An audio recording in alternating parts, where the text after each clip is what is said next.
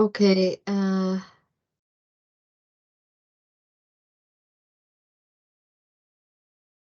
Okay, sorry, it took us a few seconds for that to start up. We're going to look at the topic of sponsorship for all those people who missed Monday's class. And in this class, we're going to, so those who were there, we're going back over a little bit and just to continue so that I'm not starting mid-sentence or whatever. So a definition, we're always going to start with definitions and talk about the terms involved. So we all know the terminology. We're going to look at what kinds of objectives we would have if we are including sponsorship element in our marketing campaign, how to choose a type of sponsorship, and then the leveraging. So how do we get maximum advantage, and bringing it back to the CA as well. And then finally, how do you evaluate if it was a successful campaign and so on? So common terms in sponsorship, the whole idea of sports sponsorship has increased dramatically in recent decades. Non-sport corporations such as Coke and McDonald's, Vodafone, Shell, and so on invest heavily annually in sponsorship, and sponsorship plays a key role in their marketing program. Individual athletes, clubs, teams, events, leagues, unions, federations, competitions, and any special cause can all be something that is sponsored. So terminology, the entity or the one who is giving the money or giving the expertise invests or donates, they're the sponsor, and the one receiving the sponsorship is the sport entity or the sponsee. So in the case of your CA, you are the sponsor and you're looking for something, an event or a person or a team or a competition locally that targets the same target market that you're looking to target, and you and TU Dublin will sponsor them, and the branding of sports, the SM2 degree and TU Dublin will be used at that event or on the team jerseys or whatever it is. So don't mix that up. The direction of flow of money or whatever it is. So sports sponsorship, sorry, that hasn't clicked. The term entity refers to the recipient of the sponsorship. This could be an athlete, team, event, cause, competition, and so on. Sponsorship should benefit both parties. It should always be a win-win. Otherwise, it's not going to continue. And, it's not going to be as good for either side. So usually the sports entity, the thing being sponsored or person, receives cash, but sometimes it's goods or expert advice or services. So sometimes athletes get free clothes, free runners or whatever. So they may not actually get money. They may not get paid money to do an ad, but they just get the free stuff. Expert advice, that's something you can consider in your plan, that is something that the participants of this degree can be the experts that are provided to something else to help run an event or coach a Special Olympics team or whatever it is, local schools competition. The sponsor receives benefits such as promotional rights and the marketing advantages of being associated with a particular sport property. So any positivity that the general public or the target market in particular feel towards that thing or person or team or whatever it is, there's some of that positivity rubs off on the sponsor. So sponsors hope that by investing in that entity, they will increase consumer awareness of their brand. That's what sponsorship is really good for, and they will consequently build brand equity. However, it is high risk. The outcome of an agreement can be unpredictable, and there's no guarantee that a sponsor will achieve their objectives, especially if they're looking for increased sales and so on, or increased brand image, or a change in consumer perception. The risk is particularly high if they're just focusing the sponsorship on one person. So that athlete could be involved in a scandal. They could have ill health or injury that make them have to sit out some games, so they're not getting coverage, they're not getting media exposure, and poor performance also means they're getting less media exposure, or there's something negative being associated with them instead of something positive. And therefore that the brand is not getting out there in a positive light that they expected. So definition of sports sponsorship is a business agreement where one organization provides financial or in-kind assistance to a sport entity in exchange for the right to associate itself with that sports entity. The sponsor does this to achieve corporate objectives such as enhancing corporate image, or achieving marketing objectives such as increasing brand awareness. So you guys are trying to get brand awareness out there for your sports degree. So many consumers treat advertising with a level of skepticism. The company putting out the ad is writing the copy for it, whether it's a video or text or whatever. They control the message. They decide where it is, and they are paying a lot of money to put it out there. And therefore, the consumers see that as something that is bought and paid for, therefore, maybe not necessarily something to believe in. Whereas consumers are less skeptical around sponsorship. And they view it in a more positive light. They see more benefits other than those gained by the sponsor. It's viewed as being more subtle. It's not in your face. It's not going for a hard sell. And particularly by participants and fans of the sport involved. So it's a growing thing, especially in some sectors. So on the one hand, sports sponsorship is showing steady increases. Back in 2018, globally, it was worth 66 billion. In Europe alone, in the same year, 30 billion. However, due to pandemic, decreased by 37% in 2020, so 2 years later. And has rebounded a bit and fluctuates around those numbers currently. So is it at a saturation point? As with advertising, it's been threatened by the growth of digital media, but really it should be used in conjunction with it, together in an IMC, an overall marketing plan. Just like the Guinness example. So go back and watch that video if you haven't already. And see how everything is interlinked, and one section of your IMC feeds into another, and it's on this circular loop, going back and forth.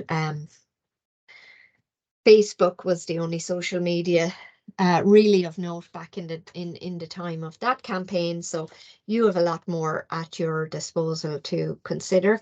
But Facebook was used very effectively in that Guinness example, where the people who were interested in going to one of the pub events had to get on Facebook. They had to become a follower of the Facebook page in order to get a ticket.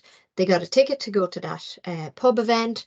The pub event was encouraging them afterwards to see the highlights back on the Facebook page. So there was this kind of a circular thing going on there, and they were getting increased engagement. And none of this is telling people to drink Guinness. It's just getting the branding out there and growing that positivity towards the brand. So there's no hard sell. It's an absolute soft sell. element going on there. There was no free pints being given out. There was no subsidized pints at those events. It was purely their choice whether or not to drink it. So, however, some companies are turning to minority sports. This is where the growth is. The men's sports are at the saturation point. They're already a fortune to sponsor any of those big tournaments and so on. So women's sports and the Paralympics are two major growth areas. Companies that will win are those that manage to integrate sponsorships into their overall marketing campaigns. So top global sponsors, you can see 3 soft drink companies here, PepsiCo, Red Bull, Coca-Cola, 3 clothing apparel companies, Puma, Adidas and Reebok, and then Samsung and Castrol thrown in there for good measure. Samsung, not a surprise, it's number 2 in the mobile market, always trying to get to number 1 and therefore spending a lot of money in the marketing campaigns to either both maintain that number 2 position or maybe trying to erode some of Apple's advantage as well. And Castrol, a major sponsor of Formula One and so on. So in designing a sports sponsorship program, what are the steps? Firstly, objectives need to be decided on. What are you trying to achieve with this? Are you trying to achieve brand awareness, for example? And then the next step is, how much can we spend on it? The question could be, how much have we got to spend on it? Or how much will it take to achieve that objective and so on? So it's, those questions all need to be answered really to figure out what that budget will be. The right event or team or person or whatever needs to be chosen then. And you can choose this from hundreds, depending on whether you're thinking global or local. And if you're thinking local to where? Are you thinking local? So in your case, are you thinking local to the campus? Are you thinking local to particular schools that that a lot of their students seem to end up coming to Blanche? Are there particular schools that have a history of sports students coming specifically to do the sports degree in Blanche? So you have to choose wisely and decide on your goals and make the decision for yourself. And then after the campaign, how do you know you actually did achieve what you wanted to achieve? You have to have some way that you can evaluate. So for any company, the starting point is thinking about the company objectives. What does a company want to achieve? And out of that, then the marketing objectives can be figured out. So marketing objectives, do we want to achieve that will allow us to achieve, what marketing objectives do we want to achieve that will allow us to achieve our company objectives and so on. And so it sort of trickles downwards. So to increase sales in the long term, if that's an overall company objective, we want to increase the awareness of our brand. If we know that basically that's where the issue is, we're not a widely known, we're not a top brand, or we're not a widely known brand in the area, or generally students, 4th years in school, 5th years especially, they're only starting to think about. 6th years have probably done a lot of research. They probably do know the exact titles of, and the offerings of the different colleges and what they have in those areas. But perhaps to a lesser degree, 4th and 5th years are only starting to have vague notions of what's available and what they're interested in. And so there's kind of more to play for there. You're planting a seed of an idea perhaps with some of the earlier years, and maybe you're giving the more specific information to the 6th years who are looking for that extra bit to make that final decision between this course and this course. And then the next the step is the marketing mix. So what sort of an IMC are you going to do? integrated marketing communications plan, your advertising, your sponsorship, digital media, sales promotions, and so on, do you want to reach these marketing objectives? Now, in your CA, you're focused on only 3 of those. So you're just looking at sponsorship, PR, and advertising, and how they all integrate. And they should be referring up and down to each other, because, you know, it's that circular thing, just like in the Guinness example, the Facebook was feeding into the events, and the events was feeding back to Facebook, and all the other, you know, the radio was telling them to go there or go here or wherever, whatever element was next in the campaign. So we'll start looking at the various different marketing objectives that sponsorship can achieve. So traditionally, sponsorship was believed to increase awareness and enhance an image through an association with a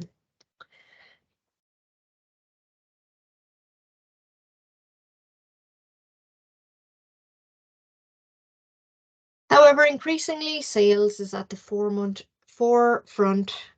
can't even speak today, of marketers' goals. So indeed, a survey in the States of marketers found that the highest objective, the most common objective, was an increase in sales or market share. So that's a typical one that marketers are looking to achieve, followed by an increase in target market awareness and an enhancement of general public awareness. So, you know, it's the latter two really that you guys are going to be going with for certainly some of your campaign.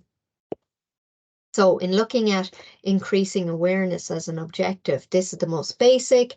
You just want to raise levels of awareness that people know you exist, that people know this degree, this very specific degree exists. If you have an interest in business and sport, we can bring them together for you, and you can get a career in the things you love. So for the sports entity, the widespread awareness can be achieved in a very short period of time through strategic choosing of what it is to sponsor. So that's again with you, with one event, you could just hit the awareness and have this certain cohort of people know all about the degree, or certainly know it as a viable option for their CAO form. So for the sports entity, their event or athlete or whatever team's competition can achieve high levels of awareness quickly. So again, sometimes it's the entity is looking for awareness, and we look at that Lidl example that you've probably talked about last semester as well.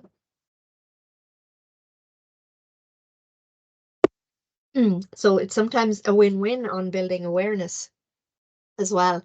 And part of the reason for that win-win is that for every $1 or €1 your company is spending on sponsorship, you should also be spending that or more on promoting it. So basically, you in bringing it home to your CA, your advertising and your PR sections should be driving viewers or participants or spectators to your event, or just trying to, maybe some of the message is just getting recognition that you're spending this money or providing this expertise to help run that event.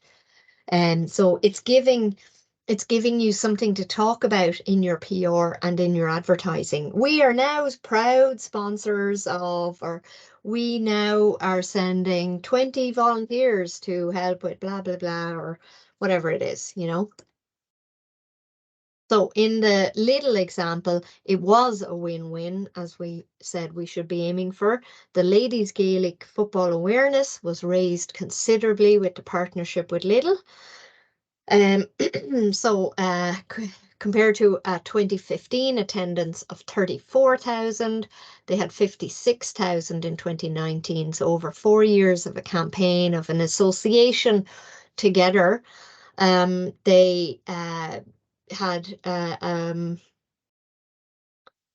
that's a more than 50%, sorry, just doing a quick calculation, more than 50% increase in that 4-year period of time. Doesn't really matter about the 1975 number, but incidentally it was 700, so there was virtually no attendance at the games, really, beyond friends and family sort of thing, and probably a few locals wandering in. So Little won. So they achieved their objectives because their market share rose considerably and their image as a supporter of Irish goods and communities rose. So their image changed from just being a German discounter to being a supporter of Irish products and communities, because they do stock more Irish products than a lot of other supermarkets or corner shops. And they do buy locally whenever they can. So local farmers and Irish products, fruits, vegetables, meats, all that sort of thing. And yeah, so 2020 CEXI rankings, Lidl was a top supermarket in the, so there's obviously independent surveys and rankings. Lidl was a top supermarket and ranked 8th company. Both the sports entity, so the Ladies Gaelic, and the sponsor gained awareness. So Lidl got more sales and the football got more viewerships, both on the telly and bums on seats, which is really what they wanted to improve.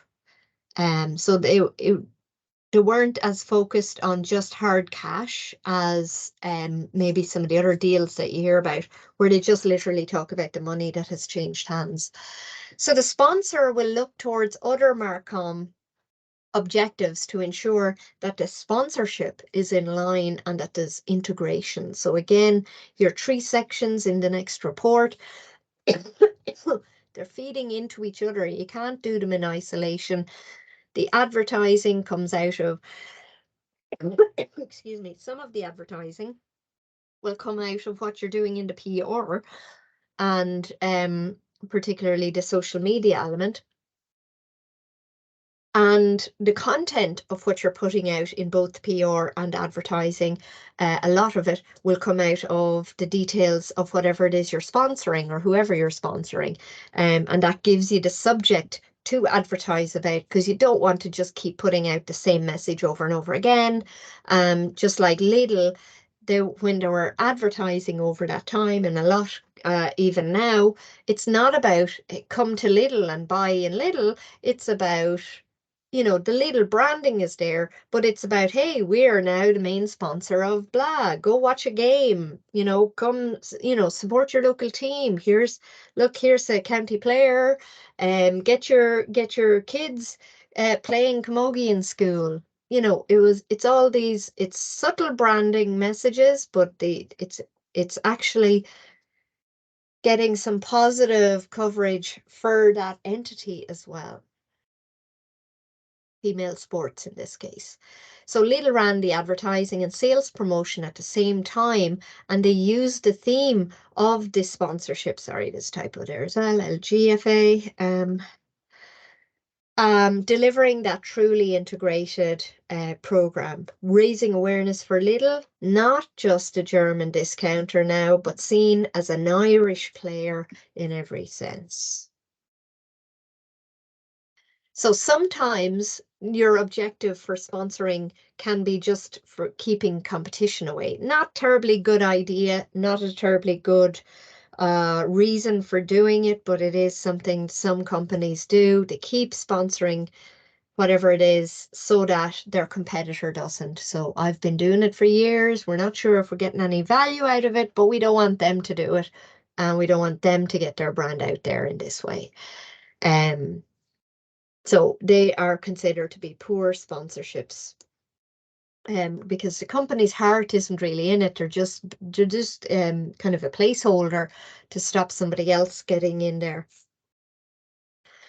And if that's the case, it can be very easy to interfere with that kind of coverage that they might get by other companies engaging in ambush marketing. You may have come across it. You may have seen Paddy Power examples and so on. And last semester, I know with Jenny, you looked at the Hunky Dory's example. So ambush marketing is a planned effort by an organization to associate themselves indirectly with an event to gain at least some of the recognition and benefits that are associated with being the official. So really, they're pretending to be an official sponsor, hoping to get that recognition, but really they're doing it by some kind of clever / underhand means.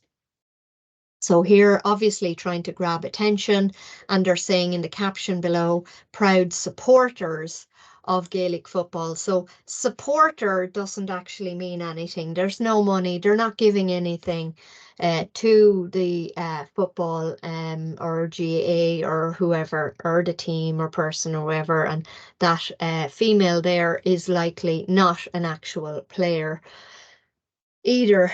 So nobody actually in the sport is benefiting from, there is no partnership. So proud supporters rather than sponsor, and trying to fool people. So they also did it with the rugby, and the IRFU jumped in there within 30 minutes of seeing the ad and stopped them.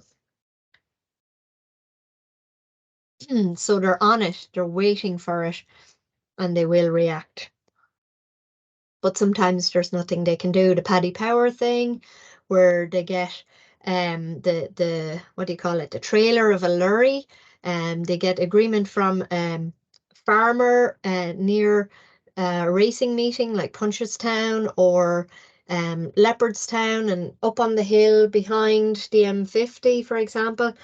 They can park that truck, pay piddle to the farmer compared to what they would have paid for the trackside advertisements, and you know, people kind of admire the audacity of them. Sometimes you see companies, they might get an pay for one of these banners, floating banner, to be pulled behind a small airplane flown over the particular event, and you see that at festivals and things like that sometimes. So the next objective is all about reaching your target market. So sports sponsorship can be perfect for reaching target market if you understand your target market very well. So hopefully you covered and remembered a lot of what you covered last semester with Jenny. And companies spend a lot of time and money creating these segmentation models so that they can benefit from this understanding. And the tighter you can target, the tighter. So and tighter means the more specific you are with your target market, like really being able to identify who are the most likely to buy and what are this group of people. And in your case, who are the people who are actually interested and would like to do this type of degree? And the more you can get a clear idea of that, then you can figure out, well, what sport event would they be interested in? What team or event or something would we get most traction from sponsoring to be able to reach those people? And sports sponsorships must be, they must reach people who are attracted to that thing or event, that thing that you're sponsoring, because of some kind of common interest. And so all of this is all about understanding the psychographics and behavioral segmentation. Even if you don't know that's what you're doing, that is what you're doing if you're approaching it this way. So young male gym goers would be a strong segment for Under Armour brand to target.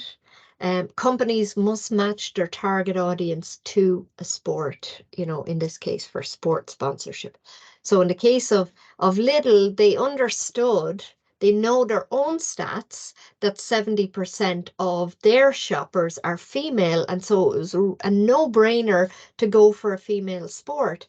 Those shoppers also likely have daughters who they want to be sporty as well. And there's a big problem, as you know, with teenage girls dropping out of sport. And so hence why part of the Lidl campaign was encouraging girls in schools and giving equipment and so on to young girls to keep playing the sport and aspire to playing for your county. And so using the county players, giving them a role model to look up to and emulate. So traditional sport sponsorship was all focused on the male sports, soccer, masters golf, Six Nations, all that sort of thing. But that is, as we said already, it's saturated there. We're already at high levels, super high levels of money changing hands to be associated with these things. And it's getting to the point where it's sometimes you wonder, how are they making that money back? That's such high fees to sponsor some of these things. You kind of wonder. Whereas the Paralympics and female sports are not anywhere close to being saturated, much, much, much lower. Um, you know, um, like knock off some zeros sometimes of the level of money that's going into these other sports and it presents an opportunity for companies that can't actually afford to compete with sponsoring male sports. So Paralympics, for example, has grown in stature. Companies now see that there is a significant cohort of disabled people and of people in particular who want to watch them compete and want to support them and have warm and fuzzies about any company that is helping them. So the Paralympics in London sold 2.7 million tickets, and that's nearly a million more than in the previous Paralympics in Beijing. Next, we have objectives of sports sponsorship around building relationships with customers or suppliers or whatever. So relationship marketing, and it is an important aspect. So two levels, corporate hospitality is one and consumer community is the other. So both allow the sports sponsor to develop a relationship with their customer. So let's look at the corporate sponsorship first. 87 corporate boxes in Croke Park. Each one costs 160,000 for 4 years, which generates an income when you multiply up of 14 million for Croke Park. So we're talking big money here on both sides. So similarly in the US, Bank of America sponsored a golf tour because they wanted to they wanted to create a touring hospitality program. So they were able to socialize with many current and prospective clients, invite them in, give them tickets. And they had these tents. I mean, it's common at a lot of events to have hospitality tents. They're common at race days and so on, as well as golf type things. But for their tent, they built one that resembled more of a country club vibe with the leather armchairs and, sort of all that sort of browns and those typical kind of Scottish tartan kind of um, design, interior design in it, rather than just a kind of bog standard hot dogs and beer kind of a tent. So the result was 73% of those who attended that tent said it was the best corporate hospitality they had experienced. That is some level of positivity for the brand. More importantly, 84% said it strengthened their relationship with the bank. So this is where it's bringing it home. This is where the money is likely to be recouped, whatever we spent on building that tent. 88%, they were more likely to use the bank in the future because of it. So again, that's where the money is going to come back. And that's a long-term thing. So other types of relationship building is within the community. So many companies wish to do this in Ireland. Once again, grocery retailers, it's all about the community. So they're classic examples of all of this. Aldi, trying to copy the Lidl example or the success of the Lidl example, sponsored a play rugby program. So again, just focusing on the kids, not gender specific. So encourages young children to participate in sport, and they use Paul O'Connell, as I'm sure you know, as the ambassador. Aldi joined IRFU, family of partners.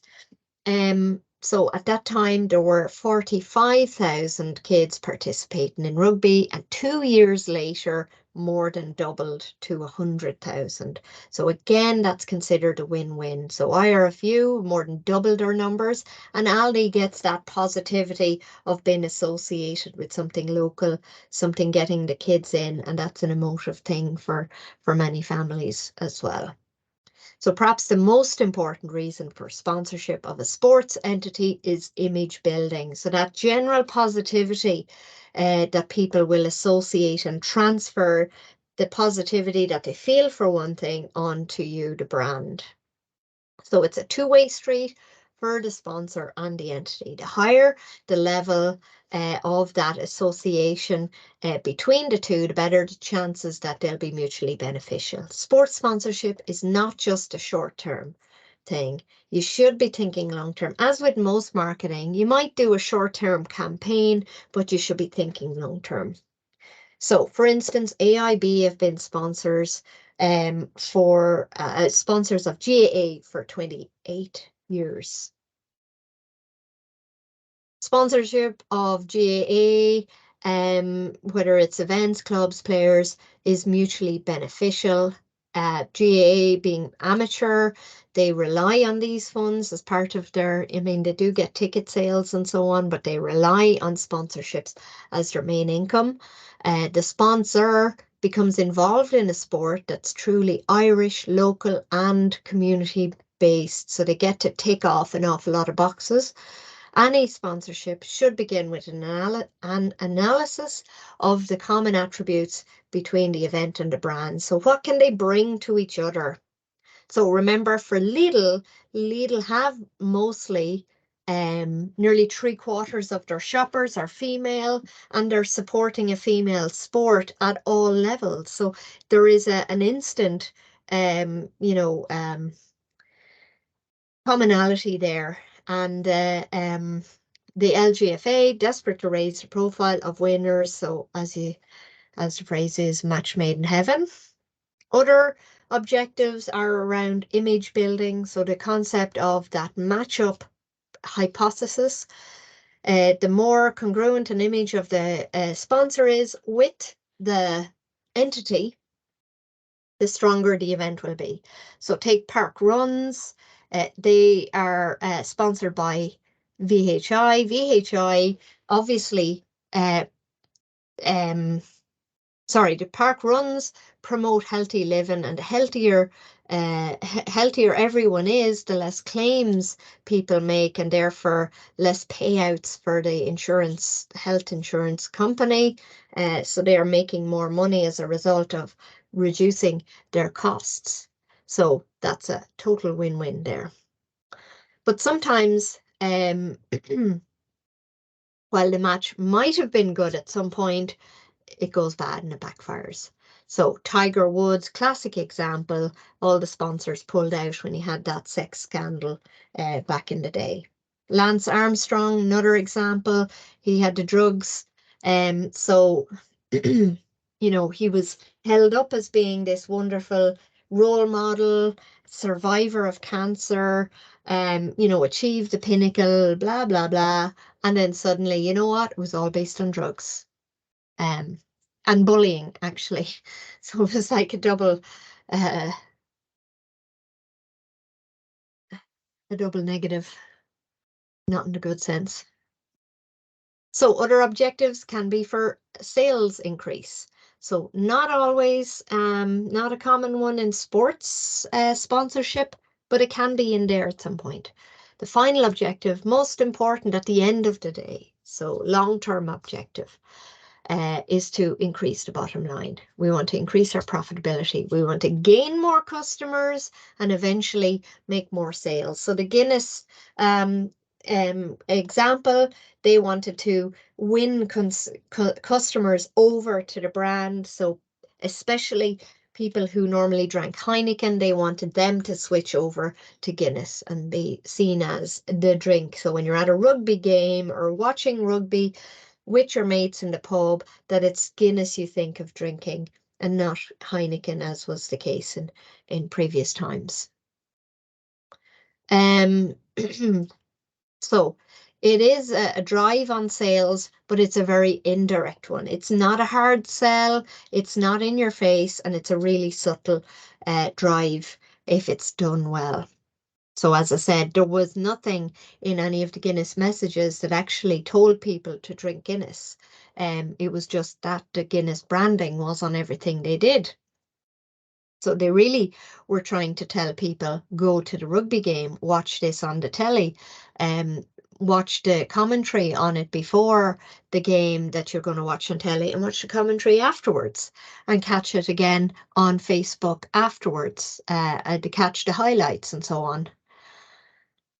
So with all this increase of awareness, if we can keep out the competition, if we can reach our target audience and have those positive vibes with the target audience, and we're building our relationships, we're building our image, eventually it will be seen in the sales. So that's why sometimes sales isn't a hard objective in the list, but sometimes somewhere ultimately there will be a hope to see the bottom line improve. It may be hard to quantify, but hopefully it will be there at some point. So it's still unclear as to whether sponsorship actually has done its part in there, because it's usually part of the overall marketing plan. So we have an example of a Facebook campaign. We know all the different tracking we can do on Facebook. We can have a Facebook post and we can say, click here for more, or to buy this, whatever it is. And it can bring the customer through to the company website, and they can go all the way through to checkout and buy something straight away. So that's all in the one visit.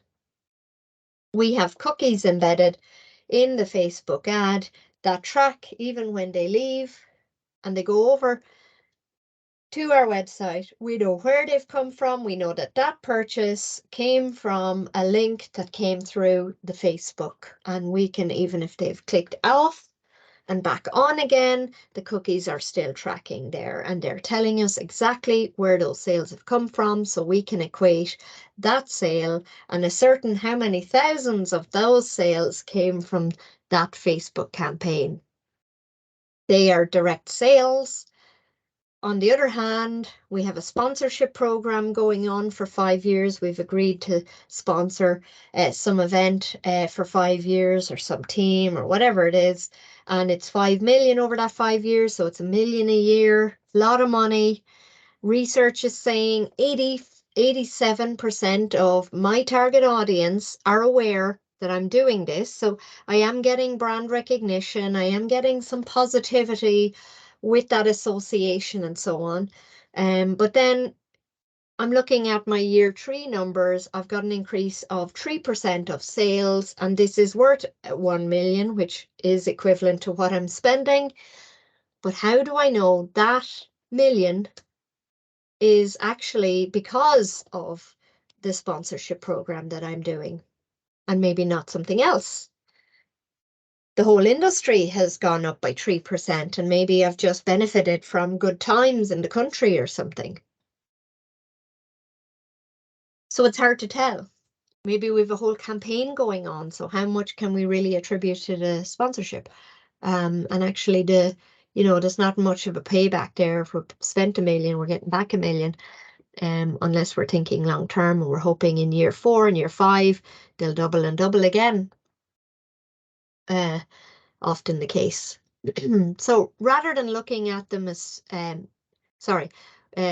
moving on now to how do we choose who or what to sponsor.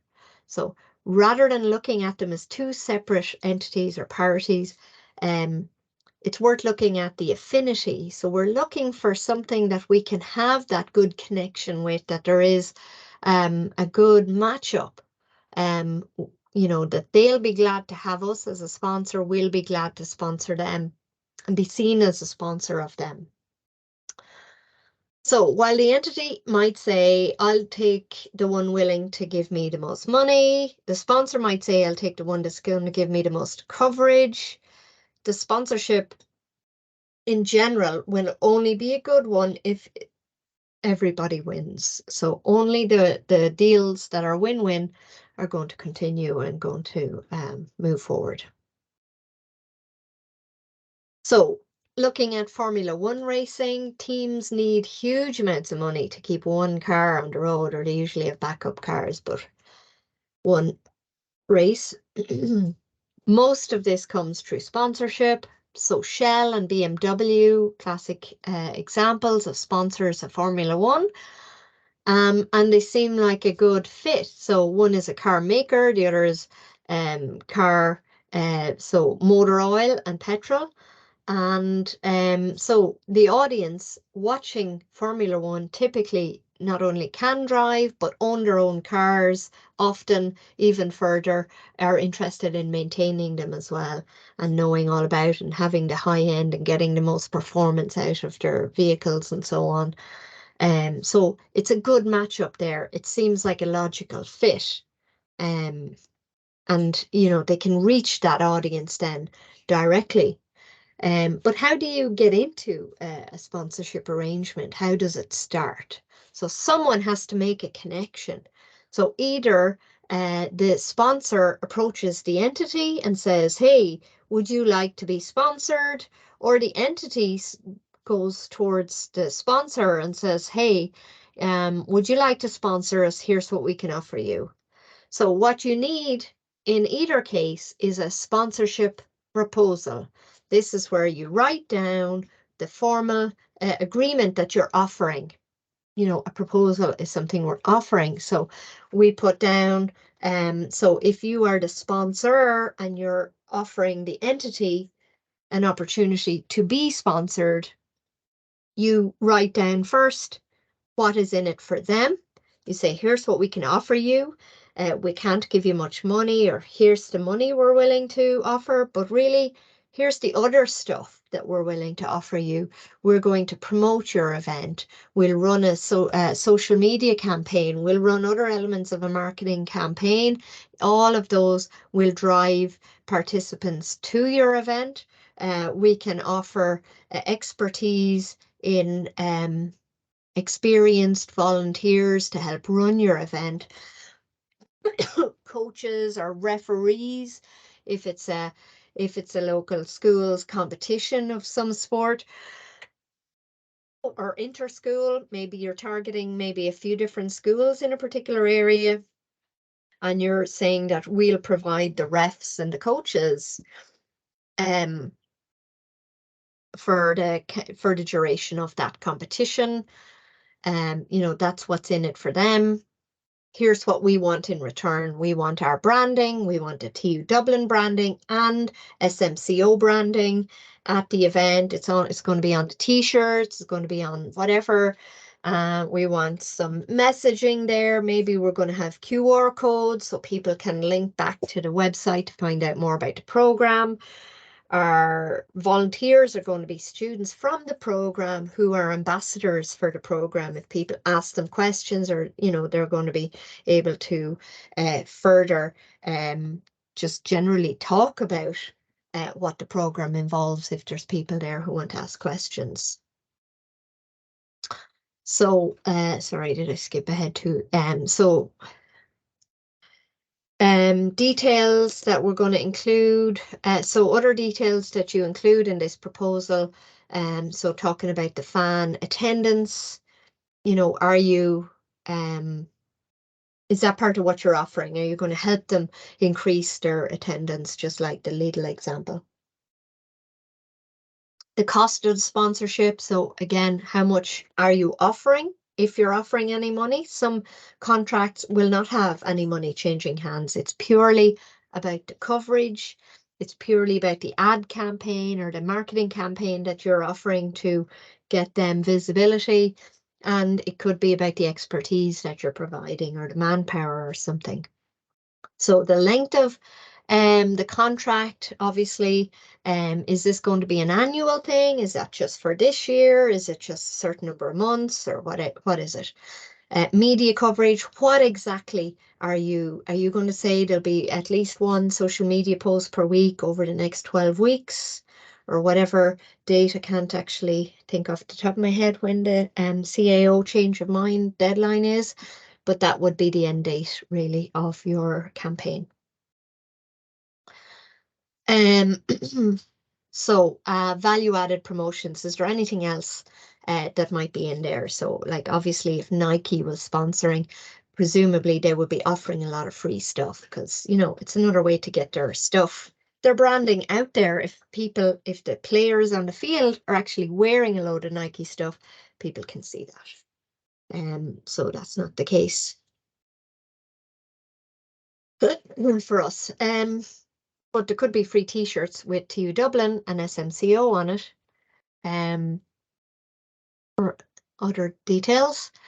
So companies may be looking at more than one. Maybe these entities, whoever you've chosen to sponsor, maybe to get these kind of emails or proposals all the time. What will make them actually go for yours?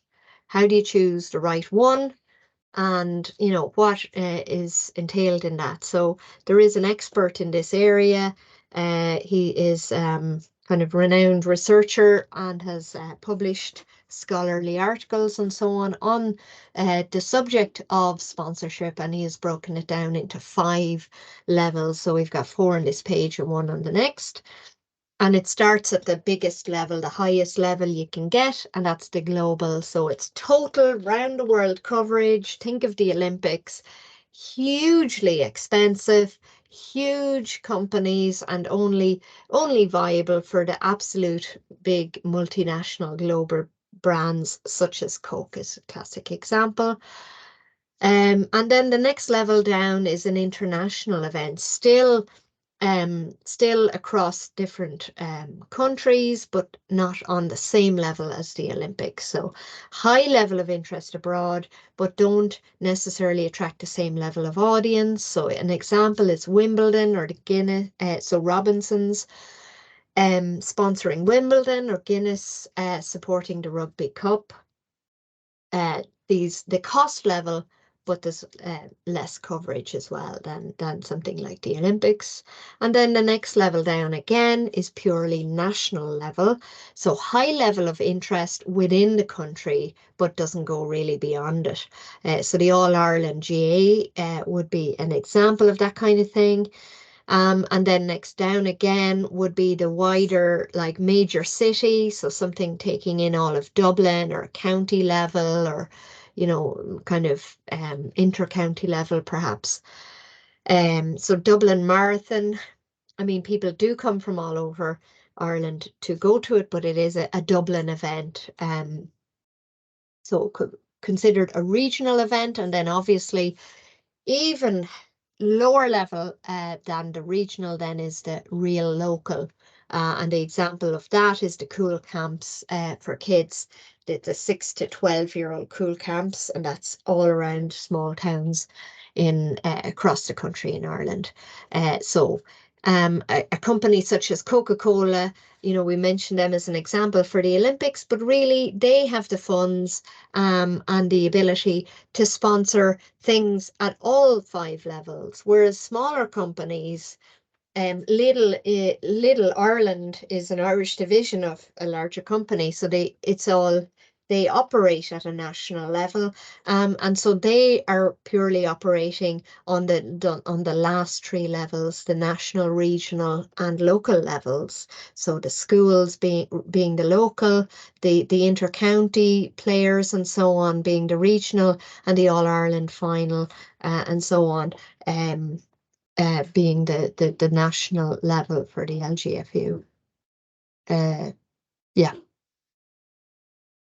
So now companies chosen what level to target, and you are choosing presumably the local level. You might be thinking on a regional level, depending on what it is. They must now choose what event, team, or athlete, or whatever it is to sponsor. Who or what are we going to sponsor? And this can be all tied back to what are the objectives that we're trying to achieve and what's our budget? Do we have a budget? Have we got anything to spend? And maybe actually, we're looking to actually spend zero. We're providing something else, maybe. What is feasible with that budget? What is the desired geographic scope? So that comes back to the target market. Where are they? These people who are most likely to be the candidates who put this degree on their CAO form. Are they local already to Blanchardstown? So local can be around the campus. Are they local to particular schools in a wider area, or are they further afield in the intercounty area around campus? Um, um, and then finally, what kind of an entity are you thinking of sponsoring? Should it be one person, a team, an event, a competition? And again, it goes back to the objectives. What are you trying to achieve? And so on. And it should all tie back in to that overall positioning that you're trying to achieve as well. So in choosing the right sponsorship, we look at athlete. So one person can bring credibility if that person is widely regarded in their field, in their sport. So the Paul O'Connell example in Aldi, well respected rugby player, former rugby player, and perfect ambassador for the Aldi brand as a result. An all-round good guy is his overall image. But things can go wrong if you're just focusing on one person. We mentioned before the Lance Armstrong and Tiger Woods examples, where they were previously seen as really good guys and really good role models, and then stuff came out. So a scandal broke and it ruined everything for all those sponsorship partnerships.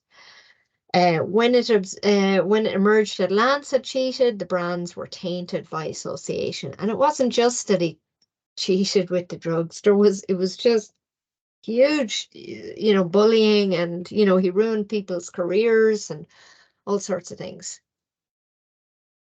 So the next is the team. Do you sponsor a team? So the risks are lower. So all the negatives of or all the high risk element of focusing on one person in particular are reduced and diluted by having an overall team being sponsored. So the Paddy Jackson example, it was the negativity of the individual was totally diluted by the overall team that had a good reputation all around. So the overall team weren't really tainted until the captain of the team appeared as a witness, and so brought the team kind of into the scandal, really. And that's when the sponsors started getting jittery. And there was a negative association then because of it. And so if the risks are lower, the personal effect is also lower. So companies sometimes want to get the best of both worlds. So they'll sponsor a particular team, but part of the agreement is that they have access to a certain individual X. So Johnny Sexton is the ambassador for the team in the Vodafone partnership. So Vodafone are sponsoring the Irish rugby team, but they always use Johnny Sexton in the ads and whatever it is. And so that's a way of getting the best of both worlds in that case. And then the third type of thing a lot of you are focusing on is an actual event. So a competition or event. So Wimbledon is an example, and many sponsors are sponsoring different aspects of it. Slazenger, American Express, Robinsons, they're all completely different brands. They're not competing with each other in any way. Next type is a league or competition. Sorry, I said competition in the last one. But we can divide them separately. Premier League is obviously high profile, very expensive kind of competition to be involved with. Huge brands with huge budgets can afford to be sponsors. At this stage, the company knows they want to sponsor a national event, for example. And the next and final step is choosing the particular team event or whatever it is. So the positioning comes into play. So you've covered positioning last semester. You should be able to recall or go back over your notes from last semester. And they should not be in conflict with each other. So that the positioning that you're that vibe you're trying to put out of the positive aspects of the degree, how does that tie in with the things you're considering sponsoring? So is there a matchup with the format of the way you're sponsoring? So if you're offering expertise, does that fit with trying to put out a vibe that this is an awesome degree that gives opportunities for career in areas you might love? Well, if even before candidates have finished a degree, they can participate in something like this event, then that's a positive thing. Target markets should match. We've been saying it a few times, and it's worth reiterating. The way in which two parties want to be viewed by the consumer that's basically what we're talking about. The positioning matching is they're not obviously trying to sell a degree or put the best foot forward for a degree. So that's what we mean. The general vibe fits and they're in keeping with each other, and how we go about it, the execution of the plan also has to work. So we'll skip over the Tesco example. So the importance of positioning of both brands is so crucial that if either of the brands have not done their research and done their positioning work properly, there's a chance there will be a mismatch and a lot of money will be wasted. So they're not nailing it with the target audience, and they're not getting those positive vibes. It's confusing. It's not a good link. Other things to look for: does the sponsorship provide a link to the brand image, and does it enhance it for both sides?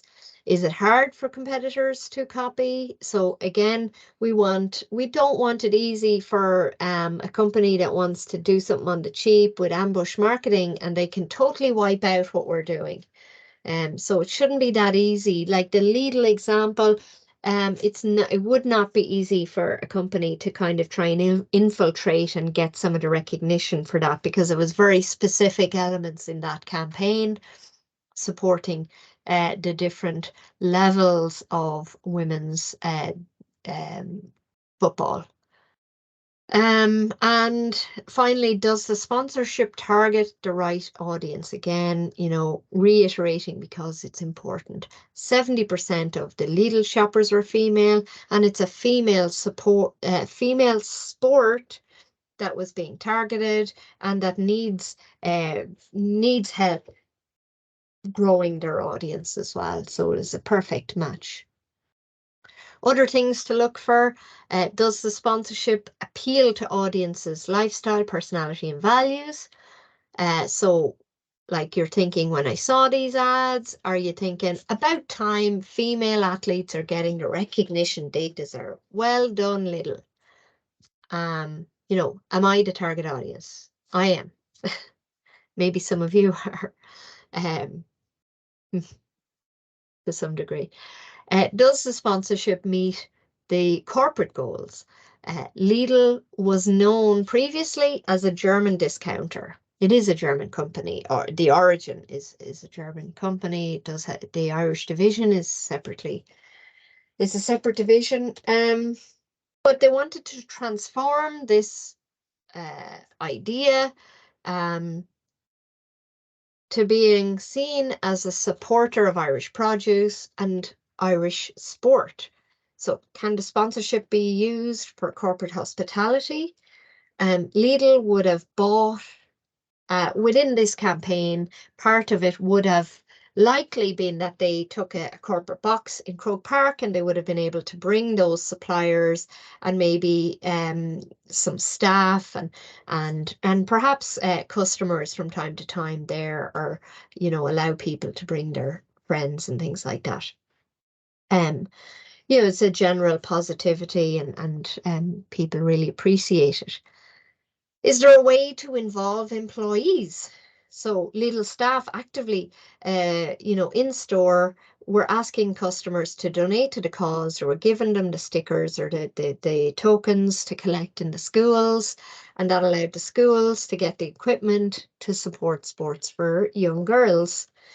So there's a kind of good staff morale element to being involved in it as well. Is there a way to measure success? So for the football, the sponsee, their attendance at games went from 34 to 56,000, so more than 50% increase. The sponsorship was the most recalled sports sponsorship in Ireland after 8 months. So if you were to stop random people on the street and ask them who sponsors ladies football, people were able to answer that question more than they were able to answer any other, like who sponsors this, who sponsors that, who sponsors the other. More people were able to answer the Lidl example than the other questions for other sports. The attitude towards Lidl increased generally in a positive way significantly. Again, these are independent studies they're doing these surveys. Lidl's market share, this is the hard facts of sales, went up by 1.2% in a short period of time. And again, that's a huge gain in supermarket terms. I know it seems like a tiny number, but that's a big growth for them. And so now, can you start to imagine how your sponsorship, how it fits and how you make it tie in with the other elements of your IMC? So you've only 3 elements to think about, and you have to think about how do they weave in together. So you've got part 1, part 2, part 3, whatever, whichever order you put them in, it doesn't matter. Advertising, PR, sponsorship. So your advertising should be saying, go to this event. Like the Guinness example, the advertising was saying, okay, the next pub event is going to be in Ballsbridge, in that pub, whatever it's called, Clark's or whatever it's called. Can't remember the other pubs. And so all their media messages are feeding into the sponsoring event. At the sponsoring event, then they're telling people, okay, go back to Facebook to watch the highlights and stuff afterwards. And so everything feeds into each other. The sponsorships gives you the story to talk about in the PR. You can put out press releases saying we're now sponsoring this, blah, blah, blah. We're so proud to be involved, supporting, blah, blah, blah, whatever. And you get that positivity, that corporate social responsibility element as well. And so that's PR messaging, it's the story that you're putting out there. It's the thing, it's the message that you're advertising. So again, with Lidl, there weren't, their TV ads, their YouTube ads, whatever they were doing, they weren't just saying shop in Lidl. They were saying we at Lidl are sponsoring women's football. We're sponsoring kids staying in sports longer in schools because we're getting more equipment and we're keep making it cool because we're giving these kids, we're showing them these role models because we're sponsoring the local county players to come into the schools or do things with the kids and so on. And so at all these different levels, we're putting out the good vibes. So the whole marketing plan is all coming together, and it's all like a spider's web linking up and down, as mentioned above, as mentioned below.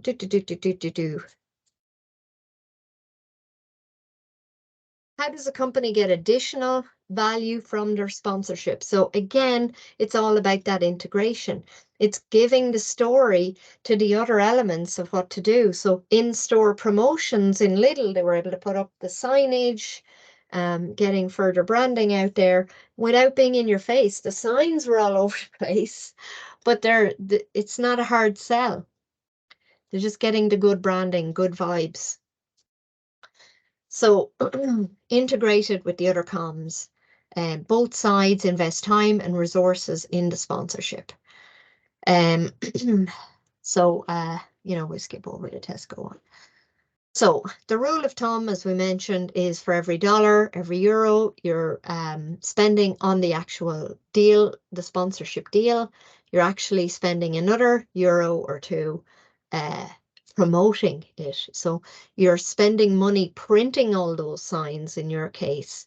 You mightn't actually be handing over money, but you're spending money on the day. You have to, the signage and the t-shirts and the whatever has to come from somewhere. So that's what the budget is going on for the sponsorship deal, perhaps. And then whatever money that is, you're setting aside an equivalent number or more for boosting social media posts and maybe putting things out in radio format or billboards or in bus stations, on buses, inside the buses, whatever it is. So with the Lidl sponsorship, if it was 3 million for the actual sport sponsorship between all the different elements, another 3 to 6 was going on the advertising and the promotion and so on. So in order to take advantage of the sponsorship, the company looks to the other tools in the comm mix. So as I said, the sponsorship, the value really is in giving you a story to put out in the other types of media. So Lidl invested heavily in TV advertising. I mean, they're still putting out TV advertising, but they've gone back to the kind of harder sell kind of style. So they were using billboards, social media advertising. So social media includes YouTube. Sometimes it's only YouTube they're doing. And the provision of the merchandise and equipment. They also ran targeted PR campaign, and that saw coverage of the ladies' sports increase significantly. So again, the sports benefited hugely from that partnership as well. So just hold your concentration. I know this has been a long session, but we're nearly at the end and we'll look at some exam questions then. So they ran sales promotions in store where with each purchase, schools could win equipment for the young girls. So every time people made a purchase, they could get tokens and stuff for the schools to save up and enter. They used the internet and so on, website, social media, as we mentioned. They took advantage of a big event, Ladies All Ireland, in order to entertain the suppliers and the customers. We talked about the staff earlier. They could allow the staff to go to the corporate box and they'll be mingling with those suppliers and customers. So again, there's an advantage there too. And in return, the staff members get to bring their family or partners along and have a great day in a really, it's really nice if you've ever been in one of those corporate boxes, it's a nice experience, a nice way to watch a game. So they ran an integrated sponsorship leveraging plan. So it's a whole IMC centered around what they're doing for the sponsorship. So the Guinness example, that's why I keep referring back to that, because it was all centered around the whole plan would not have worked without the sponsorship element. So all the other things they were doing in PR, advertising, all that sort of stuff, sales promotions, none of it could have happened without the sponsorship. So it gave them the story, it gave them the centerpiece around which to weave everything else. So maybe that's what you're looking for. So the 4 Ps can be integrated with the sponsorship. If you look at the Robinsons sponsoring Wimbledon, it's, you know, you don't see ads for Robinsons at any other time of the year. Their product at the time of the championship, the product is on sale at Wimbledon tennis tournament. Wimbledon is an area of London as well as the name of the competition. So in the Wimbledon area of London, all around the event, it's for sale as well, in as well as in the grounds itself. So people, the company may decide to reduce the price. So normally things are very expensive at the events, at these kinds of things. So they may have decided to reduce it, making it more likely people will choose to buy it and maybe give it a go. And then they'll have some warm and fuzzies about that wonderful day. It's a once in a lifetime thing for a lot of people to have gone to Wimbledon, and they'll have the warm and fuzzies so anytime if they drink Robinsons, it may take them back to that time when they were there, that sort of thing. They promote their product heavily on television around that time. So while the competition is running is when they run their campaign, and not at any other time of the year, as I said. The product is displayed prominently at all games. You see the fridge with the logo and everything like that. You see the bottles around the place. So a good sponsorship program will be aimed at 3 stakeholders. Obviously, the consumers. So Lidl promoted the sponsorship heavily in store and across a variety of media. It's also good to look at the employees. A good sponsorship can boost the morale of employees. So Lidl could have run a competition for staff. So winners of that competition could get tickets to go to the corporate box at those big games, or even any of the games. They have the corporate box all the time. Corporate stakeholders then, Lidl could have entertained the media as well, invite journalists, then they're going to talk about it. They might even, give general mentions about Lidl. So some marketers say no sponsorship is run at a time when there may be a lot of other activity. So to promote sponsorship and other related promotions, which is the responsible for growth. So because it's hard to identify what element of your sales increase can be attributable to the sponsorship, they seem to make this kind of extreme decision that they don't do anything else around that time, and therefore they can say if there is an uptick in sales, it is definitely because of the sponsorship. It's a very bad reason not to have an integrated marketing communications. It's a very bad reason not to leverage as I said, often the sponsorship element is giving you the story to talk about in all the other comms, and allowing you to avoid the hard sell or avoid the impression of the hard sell, and just getting that branding and reminder and the constant exposure out there. So for example, as well as TU branding and SMCO branding of whatever, you might have the CAO code for the degree, the 2 different codes on some of the branding, or on the link for the QR code or something. And that will maybe trigger something when people go to actually fill in their CAO, that they might, it just subtly might remember it or trigger a memory when they see it. So remember, if we want to analyze the success of a social media campaign, it's easy to see all the clicks, likes, shares, whatever it is. We can't do this with sponsorship, as we said. But if it's all intertwined with each other, then, it's the whole campaign we can evaluate, perhaps. and the success of the advertising is partly attributable to the sponsorship. If most of the advertising messages have been about the sponsorship, it's given them something to talk about. It's given them something to put a press release out about, and maybe invite journalists, invite local, the local free newspaper journalist or some to come and cover the event, and other maybe bloggers and influencers or whoever. Career guidance teachers, whatever it is, we would invite career guidance teachers to open days, for example. So the first thing to do is to review the objectives. Was awareness of the brand heightened? We can measure that. That's easy. Was the target audience reached? Again, we can measure it. Market research, surveys, and so on. Was the image enhanced? Again, same market research, same surveys.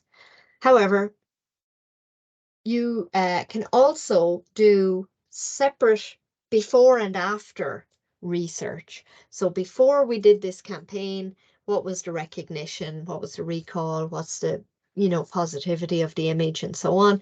And then after, and we can compare the results, and then we see, have all these measures increased? So was media coverage increased? So again, you're looking at the before and the after. Was the number of people who use your product or service increased as a result of the association? A post-purchase questionnaire could be conducted, with CAO. That the equivalent of that is when first years come in on day one, we can ask them to fill out a survey to say, did you attend the open day? Did you attend any of these other events? Tick, tick, tick. Where did you hear about us? As part of orientation, we can get that data. We can see what works and what doesn't work. We can change it up what we do next year then, based on what worked. Did you follow us on any of these social media? Was the staff satisfaction increased as a result of sponsorship? Staff satisfaction does have an impact on how the public sees our brand. It's not a good sign for a company if there's not good staff satisfaction. If there isn't good staff satisfaction, we get a lot of turnover, and then, there's not a lot of expertise and so on. Was the level of consumer awareness increased? So again, that's the pre and post surveys. Sales market share increases, again, compare with last year. In general, there's a range of evaluation tools that can be used. Surveys, focus groups, pre and post. We could do an exposure audit, so a review of all media exposure gained through sponsorships. So Guinness were able to quantify, they were able to, and you can hire a company to measure this or to track that for you. And, it doesn't cost that much. You put alerts out there and you can do it. You can just have a subscription for some of these bots that just track it automatically and will tell you exactly how much exposure in the different, be it television, social media, wherever it is. And then they would put kind of a figure. You can put a figure, or depending on the subscription, they'll put a figure on how much the equivalent coverage would cost you if you were to pay for that separately. So hopefully that number is going to be bigger than the number you're spending on the sponsorship. But it's not always bigger because you're getting a range of benefits, and that's just one of them. So you're not looking to make your money back on just one element. And so in the Guinness example, they were able to say, well, actually, they did make their money. Well, they're not making it back. They're saving that money, I guess. They're getting that extra recognition.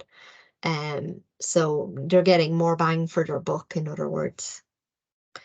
Recall and recognition tests pre and post. So they are, if recall is,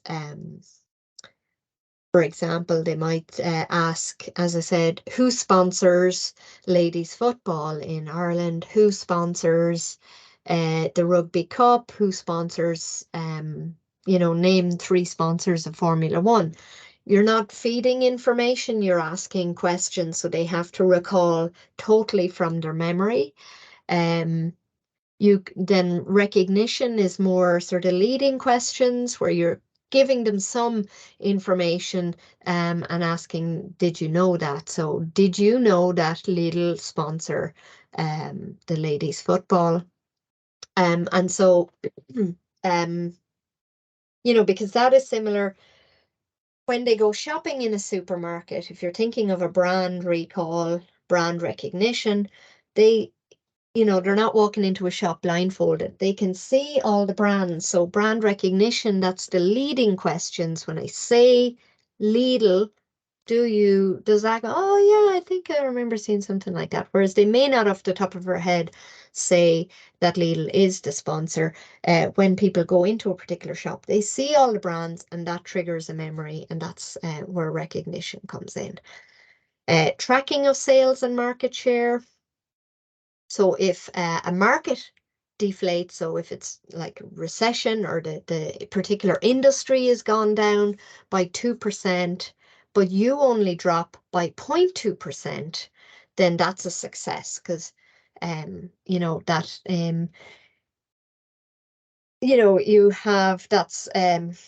only gone down a tenth of what everyone else on average has gone down by.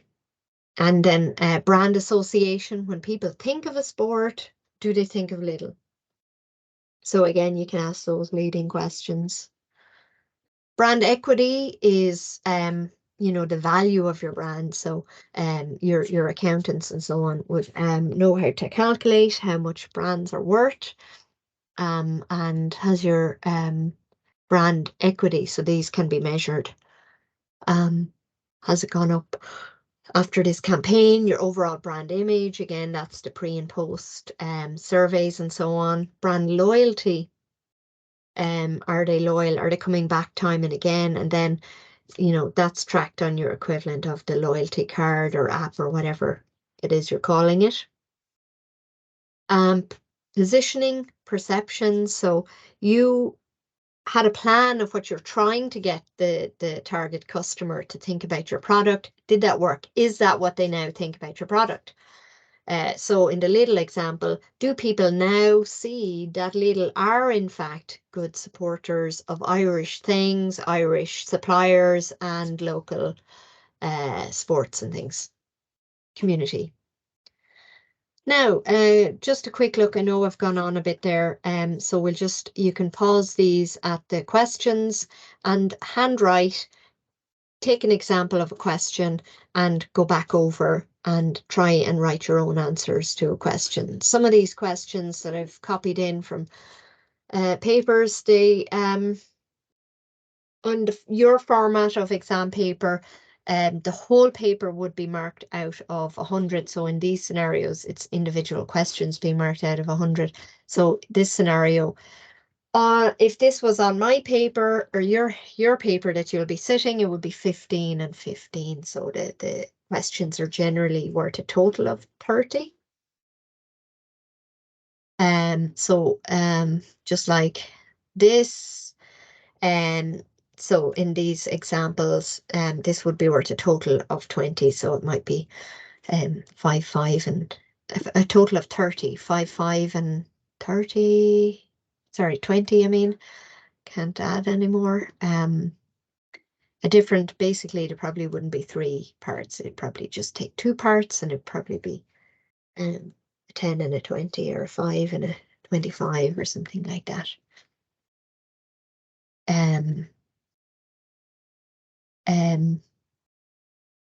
Then this one, a 10 and a 20.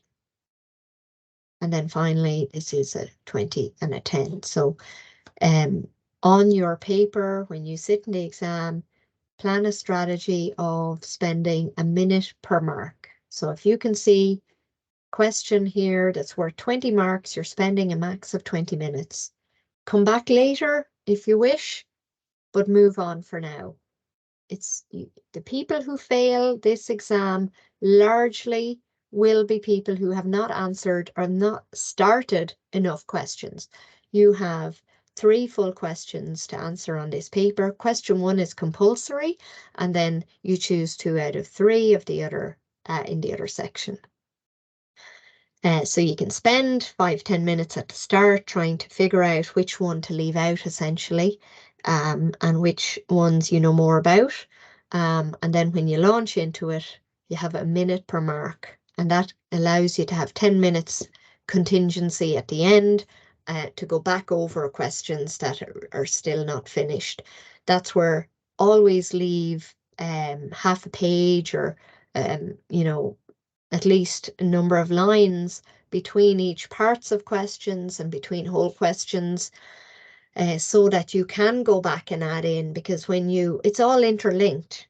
So something you might answer for this question might help you with some part of question 1. You might suddenly think, oh, you know, this relates to that, and, you know, each question is marked separately. They're totally independent entities. So go back and write it back in. Don't assume that you'll get marks twice for something just because I can see you've answered something in question 4 that also relates to question 1. If you haven't written it in question 1, you don't get any marks. So if you think there are overlaps, write them in. Give me every opportunity to give you marks. That's what we're going for. So ambush marketing, there was 2 slides, just roll back up and see what they were. 5 objectives for sponsors and 5 for the sponsee. So you're looking at, you know, that question is going to be divided broadly into 2 parts. So 10 marks for the sponsors, 10 marks for the sponsee, and that'll be 2 points, 2 marks for each of the 5 in each case. So that is very neatly dividing into 20, and that should be how you read the question. Okay, best of luck with it all, and I look forward to reading those reports.